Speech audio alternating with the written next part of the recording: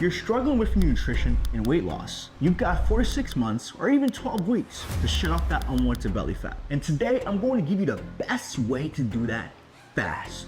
I've done this myself and I've helped hundreds of my clients do the same. So I know it works because being in a caloric deficit and being able to track your food gives you a superpower, awareness. And the level of awareness that you build leads to a sustainable strategy for losing fat and keeping it off. It's very straightforward on paper, and today I want to make it as simple as possible so you can start implementing it today and start seeing results as fast as the next 3 days. So before I walk you through everything, my name is Karl. I've been a personal trainer for almost a decade. I'm the founder of All 4 Fit, where I believe if you can walk and breathe, you have the ability to get fit. So watch this from start to finish because I'm going to break down the 4 major components when it comes to fat loss: calories in, calories out, getting your full macros, and how to start implementing it today. And this exact plan has worked for Ray, has worked for Sarah, has worked for Paul, has worked for Luke, and has worked for Nicole for the past 2 years, allowing her to lose 200 plus pounds.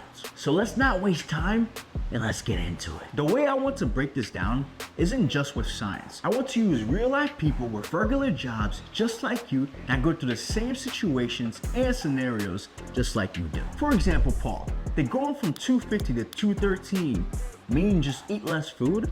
No, and I'm sure you know that. It's a little deeper.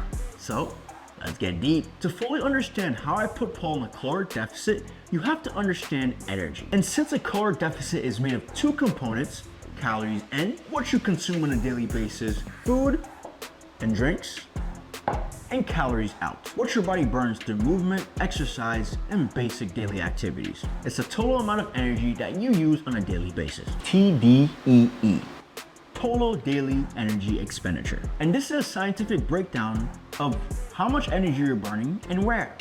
And you know what's surprising? Exercise is the smallest piece of your total daily energy expenditure, making up only about 5 to 10% of your daily expenditure, with the majority of what you're burning coming from outside the gym. So under eating and doing a crazy amount of cardio, it's not gonna work, especially when we're at an older age. Maybe when we're 20, we can get away with it. When you're 30, 40, 50, nah, this is where we have to understand it.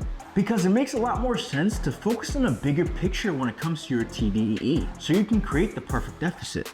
For example, non-exercise activity, movement outside of your workouts. For Paul, that's walking more, going on hikes, doing more chores, or even just standing up. It's very underrated. And I highly recommend you do a little bit more of it because it burns 3 times more than exercise does on a daily basis. And once Paul knew this, we had him walking about 5 to 10,000 steps a day. It became a requirement, and over time it became a routine that he just couldn't skip. Now, let's talk about the calories burned from digestion, from the food that you eat. And this makes about 10%.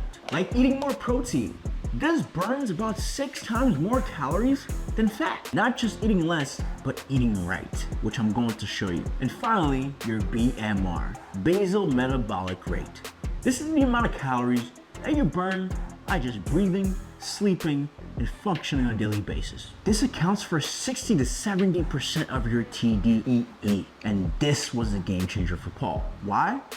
Because he struggled with sleep and building muscle. And when you don't have muscle and you're sleep deprived, that lowers your BMR. That's why when you crash diet, yes, you may lose a couple pounds here and there, but you're gonna start to feel tired, sluggish, with a suppressed appetite due to the lack of muscle, sleep, and nutrients. And that affects your metabolism, how you break down food, but most importantly, your BMR. And I'm telling you, your BMR is a lot more important than you think, but don't worry. I'm going to show you exactly how to build this and keep it as simple as possible. Now, as we move forward, let's talk about calories in. How much should you be consuming on a daily basis? How do I figure this out? To explain this, let's use Paul and this one little secret. And I'm surprised more people don't use this or don't know about it. Calculator.net. And no, I'm not affiliated with them whatsoever. And a free site that we will be using to get your exact macros. So let's transition over. Boom, calculator.net, free online calculators. Let's get into it. Now, once we get onto the website, we're just gonna scroll down to fitness and health calculators. And then the biggest thing we're gonna do is we're gonna look for your BMR calculator, which is the amount of calories that, again, and burn out rest on a daily basis. So for Paul, when he first started, he was 42, male, 5'11", and he was 250 pounds. Now we just click calculate. Now it's going to give you your BMR. And for Paul, it was 2,056 calories per day. That's how much he was burning by just doing his regular activities. And one thing that I love about this website, it shows you what it could be with exercise 1 to 3 times a week, 4 to 5 times a week, or sedentary, no exercise whatsoever. And now that we know our BMR, now let's go into the macros. We're gonna go back, and this time we're gonna go calorie calculator. Same thing, 42, male, 5'11", 250 pounds. And for Paul, he was sedentary. And we go calculate. And voila. First things first, don't even look at the extreme weight loss. Get that out of your head. That's not the right approach. That's starvation, that's muscle loss, and it always leads you to gain the weight back. Now that we know Paul's BMR, it's 2,056. Let's say if you want to lose to half to a pound a week, we can go at 2,200. We can do it 2,300. But for Paul, I started him at 2,000 calories. Now remember, we're looking for the perfect deficit. So stay with me. Paul's gonna be working out 5 times a week, which we did. He's gonna take 10K steps daily, which he did. And the majority of it was actually from his work. And on the weekends, I encourage him to move more with his family, go to more sporting events, and just have more fun overall. Because the more movement, the easier it is to actually attain that perfect deficit. So if we go back to the BMR and go back to that chart, if Paul's working out 4 to 5 times a week with 10,000 steps a day, Paul's burning anywhere from 27 to 3,000 calories on a daily basis.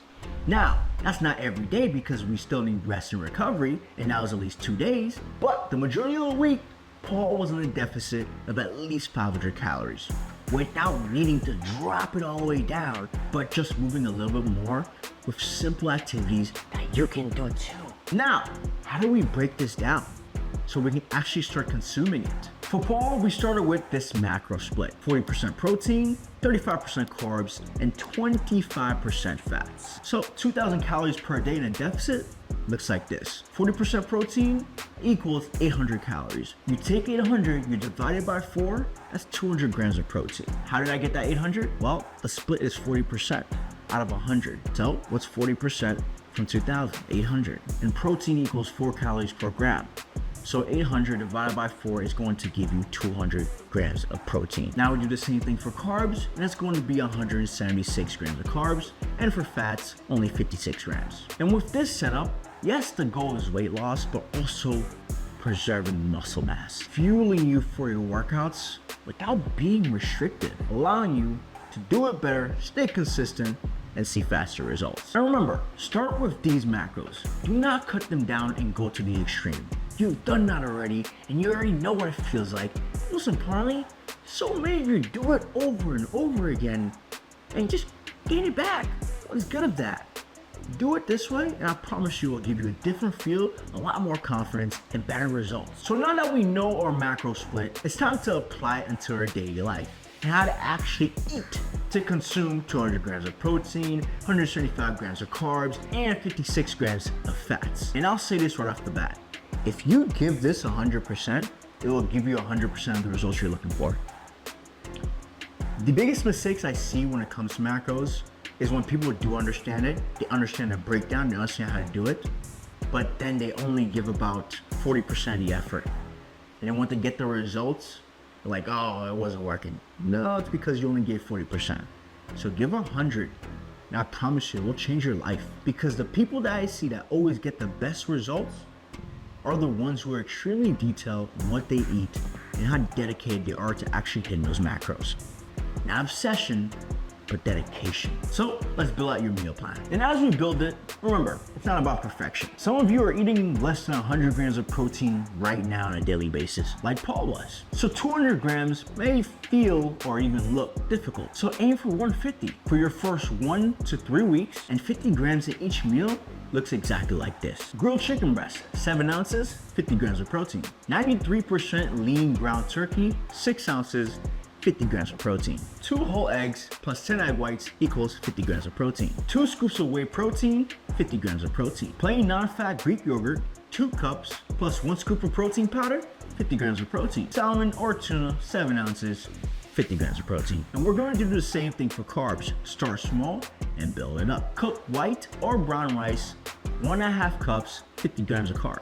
Oats, half a cup dry, 50 grams of carbs. Sweet potato, 1 large or 250 grams, 50 grams of carbs. Bananas, 2 medium, 50 grams of carbs. Whole wheat bread, 3 slices, 50 grams of carbs. Quinoa, 1.5 cups, 50 grams of carbs. Now, the reason why I keep emphasizing on starting small is because most haven't eaten like this, well, in a while or never, which is more whole foods, foods that leave you fuller longer, foods that are gonna actually fill you up without having a crazy amount. And that's 100% guaranteed. But at the same time, as a trainer, I know to give you grace from the beginning so your body can learn to adapt. Because the more muscle you start building, the more consistent you're in the gym. As you go from 120 grams of protein to 150, the easier it's gonna be for your body to start breaking it down. So starting at 200 and force eating is not gonna cut it, and you're gonna start dreading it and you're gonna hate it. So please start small and build it up as you go. Now for fats, they mostly take care of themselves. When you eat more whole foods, fats tend to be lower naturally, but you should still be mindful and make sure you don't go over on fats because they can add up quickly. So less olive oil, more cooking spray. Less butter, more cooking spray. It's the difference between starting your meal and the way you're prepping with 200 calories of fats or 0. Now that we've gotten this out the way, let's build the plan. So for breakfast, you can have 2 eggs, 10 egg whites, and that's 50 grams of protein. From there, half a cup of oats dry with berries, 50 grams of carbs. For lunch, grilled chicken breasts. Now let's say you have some 0-calorie barbecue sauce.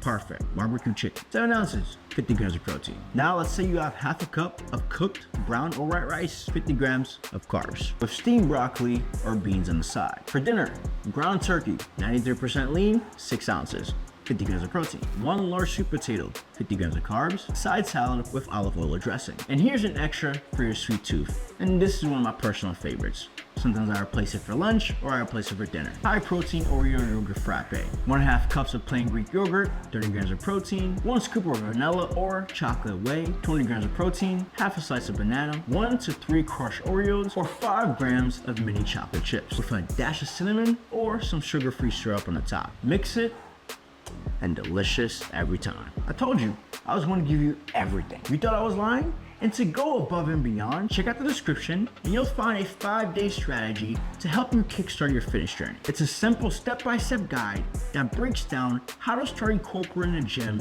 nutrition into your lifestyle and to actually make it work. And if you scroll all the way down, you'll see a meal plan. If you click on the button, it will ask you for your email where you'll go to my email list. Don't worry, you can unsubscribe at any time. It's just where I provide extra value throughout the week if you ever need in terms of fitness, nutrition, as well as a little bit of accountability. But no spam, just straight value. And that's it. Use this video to get started in your caloric deficit and your nutrition plan so you can finally start seeing results. And if you have any questions or concerns, drop them down below in the comment section and I'll personally get back to all of you. Even if you're just getting started and you have a question about week 1, about the deficit, about the macros, please ask. We don't suffer in silence here. We speak up so we can get help, but most importantly, get the results that we're looking for without consistently struggling over and over again. We break through plateaus, we break through struggles, and we thrive. And I want the same for you. I hope this helped and it gave you everything that you need to succeed for the rest of the year. Like, comment, subscribe, and stay blessed.